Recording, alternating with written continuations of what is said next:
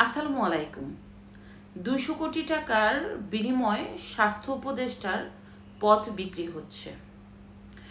এই ঘটনাটি শুনে কিন্তু একেবারেই অবাক হবেন না। এই মুহূর্তে এই বাংলাদেশে এমন কিছু ঘটনা ঘটছে যা বিগত স্বাধীনতার 54 বছর পরেও বাংলাদেশ তা দেখতে পায়নি। তা যাই হোক, আসি মূল কথায়। 200 কোটি টাকার বিনিময়ে স্বাস্থ্য উপদেষ্টার পদ বিক্রি হচ্ছে। ইতিমধ্যে এই ঘটনাটি বাংলা ভিশন চ্যানেলের মাধ্যমে এবং সোশ্যাল মিডিয়ার মাধ্যমে ব্যাপক ভাইরাল হয়েছে। গত জানুয়ারি মাসে যমুনার পক্ষ থেকে আরিফিন নামের একজন সমন্বয়ক তার ভাই আরিফুর রহমান এবং আরও একাধিক ব্যক্তিদের পাঠায় জাতীয় ক্যান্সার গবেষণা ইনস্টিটিউটের এবং হাসপাতালের সাবেক অধ্যাপক শেখ গোলাম মোস্তফা সাহেবের নিকট। বলা হয়, আমি উপদেষ্টার পক্ষ থেকে আসছি, আপনি 200 কোটি টাকা দিলে আপনাকে স্বাস্থ্য উপদেষ্টার পদটি দেওয়া হবে। ওই ব্যক্তি পরবর্তীতে 50 কোটি টাকা করে 4টি চেক প্রদান করে 200 কোটি টাকার, এবং আরো 10 লক্ষ টাকার অতিরিক্ত একটি চেক দেয়। এখন এই ঘটনাটি ব্যাপকভাবে যখন মিডিয়াতে ভাইরাল হলো, তখন এই যে জাতীয় ক্যান্সার গবেষণা ইনস্টিটিউটের যে অধ্যাপক শেখ গোলাম মোস্তফাকে জিজ্ঞাসা করা হয়, আপনি 200 কোটি টাকার চেকটা কেন দিয়েছেন? তো উনি বলে যে আমি যেহেতু গোপালগঞ্জে বাড়ি, আমি একটু ভয় পেয়ে গেছিলাম, ওরা সমন্বয়ক পরিচয় বলেছে যে যমুনা থেকে আসছে, সেক্ষেত্রে আমি আতঙ্কিত হয়ে এই চেকগুলি দিয়েছি, অতিরিক্ত কোনো টাকা দেনি, বলেছি আগে যদি আমাকে এই উপদেষ্টার পদ দেওয়া হয়, পরবর্তীতে এই টাকা চেকটা ক্লিয়ারেন্স করে নেবে। তো ভাবেন কিছু, যে নগদে ঘুষ 200 কোটি টাকার বাণিজ্য হয়ে যায় এবং সেই লোক উপদেষ্টা হয়ে এরা কি দেশ পরিচালনা করবে? ইতিমধ্যে আপনারা জানেন যেসব লোকেরা উপদেষ্টার পদে বসে রয়েছে সবগুলি অনভিজ্ঞ, বিশেষ করে রাজনৈতিক দিক থেকে তাদের একটু অভিজ্ঞতা নাই। তারা ওই জুলাইয়ের কোটায় উপদেষ্টা হয়েছে এবং আন্তর্জাতিক খ্যাতিসম্পন্ন ব্যক্তির কোটায় উপদেষ্টা হয়েছে, তারা এনজিওর ফাউন্ডার হিসাবে উপদেষ্টা হয়েছে, তারা চট্টগ্রামের লোক হিসাবে উপদেষ্টা হয়েছে। এই ব্যর্থ এবং অপদার্থ উপদেষ্টা বাংলাদেশে গত 1 বছর যাবৎ যেই ধরনের রণক্ষেত্র সৃষ্টি করেছে, বিগত স্বাধীনতার পরবর্তীতে 54 বছরে কোনো সরকারের ইতিহাসে বাংলাদেশে এতটা পরিবেশ সৃষ্টি হয়নি।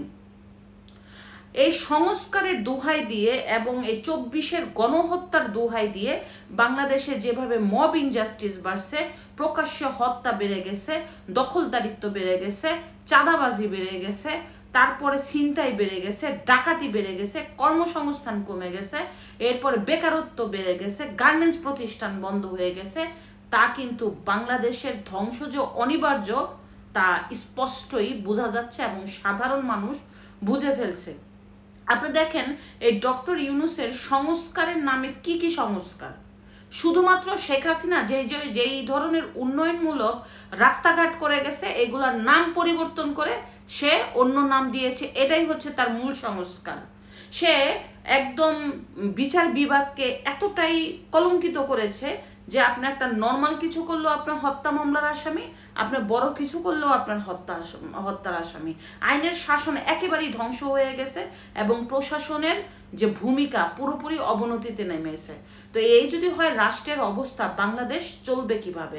যেখানে টাকার বিনিময়ে উপদেষ্টার পদ বিক্রি হয়, টাকার বিনিময়ে নিয়োগ বাণিজ্য হয়, টাকার বিনিময়ে আপনার এই যে সরকারি কর্মকর্তার বদলি হয়, এবং এই টাকার বিনিময়ে যারা বদলি হয়ে চলে গেছে ইতিমধ্যে রিটায়ার্ড হয়ে, তাদেরকে আবার পুনরায় নিয়ে আসা এই যে সরকারি কর্মকর্তা হিসাবে পূর্ণবহাল দেয়। এটা কি পৃথিবীর ইতিহাসে কোথাও আছে? এই ধরনের কাজগুলি এখন হচ্ছে। তো আপনারা সবাই জানেন যে ফারুকি তিশার জামাই যে আপনার এই বঙ্গবন্ধুর ওয়াইফের ছবি করেছে, অথচ তার হাজব্যান্ড উপদেষ্টা হয়েছে। যদিও আওয়ামী লীগের অধীনে এই তিশা অভিনয় করে যত ধরনের সুবিধা ভোগ করেছে, এর চেয়েও বেশি সুবিধা ভোগ করছে এখন এই ইউনূসের সরকারের আমলে। সে উপদেষ্টার আগের দিন বলছে আমার উপদেষ্টা হওয়ার শখ, পরের দিন কিভাবে ম্যাজিক করে সে উপদেষ্টা হয়ে গেছে। তো এই হচ্ছে বর্তমান বাংলাদেশের অবস্থা। যারা জুলাইয়ের কোটা আন্দোলনে সামনে থেকে নেতৃত্ব দিয়েছে, যে কোটা না মেধা, মেধা মেধা, ওই ব্যক্তিরাই জুলাইয়ের কোটায় মন্ত্রী হয়ে গেছে, জুলাইয়ের কোটায় বড় বড় চাকরি পেয়ে যাচ্ছে, জুলাইয়ের কোটায় জামাইয়ের কোটায় তারা বিচারপতি হচ্ছে, জুলাইয়ের কোটায় কারো বাপ প্রভাবশালী হয়ে যাচ্ছে, জুলাইয়ের কোটায় হচ্ছে কমিশন বাণিজ্য, এবং বাংলাদেশকে একদম ধ্বংস করার অবস্থা। জুলাইয়ের গণ অভ্যুত্থানে যেই ধরনের প্রতিশ্রুতি এই ধরনের নেতা দিয়েছে রাস্তায়, এর বিন্দুমাত্র তারা বাস্তবায়ন করতে পারেনি। আপনার ডক্টর ইউনূস একজন খ্যাতিসম্পন্ন ব্যক্তি, সে বাংলাদেশে এসেছে, বাংলাদেশের মানুষের কিন্তু একটা আশার জায়গা ছিল যে এই ডক্টর ইউনূস পৃথিবীর মধ্যে অন্যতম একজন ব্যক্তি হিসাবে বাংলাদেশের অনেকটাই উন্নতি করবে। যদিও আদৌ পর্যন্ত সে বাংলাদেশে 1 টাকাও বিনিয়োগ করতে পারেনি। হ্যাঁ, 1 টাকা বেশি বিনিয়োগ করতে না পারলেও সে তার গ্রামীণ প্রতিষ্ঠানের অনেক বেশি উন্নতি করে ফেলেছে। যেমন আসার সাথে সাথেই শেখ হাসিনার অধীনের মামলার প্রায় 650 কোটি টাকা কর মওকুফ করেছে। আগামী 5 বছরের জন্য গ্রামীণ প্রতিষ্ঠানের কর মওকুফ আছে, যদিও অন্যান্য সব বড় বড় ছোট ছোট সব প্রতিষ্ঠানের আপনার মেসেজ দেয় আপনার কর পরিশোধ করুন, আপনার টিন সার্টিফিকেট আপডেট করুন। যদিও এই বর্তমান সরকারের যে মেন উপদেষ্টা, তার যে গ্রামীণ প্রতিষ্ঠান, তার আবার 5 বছরের জন্য কর মওকুফ, বোঝা যায়।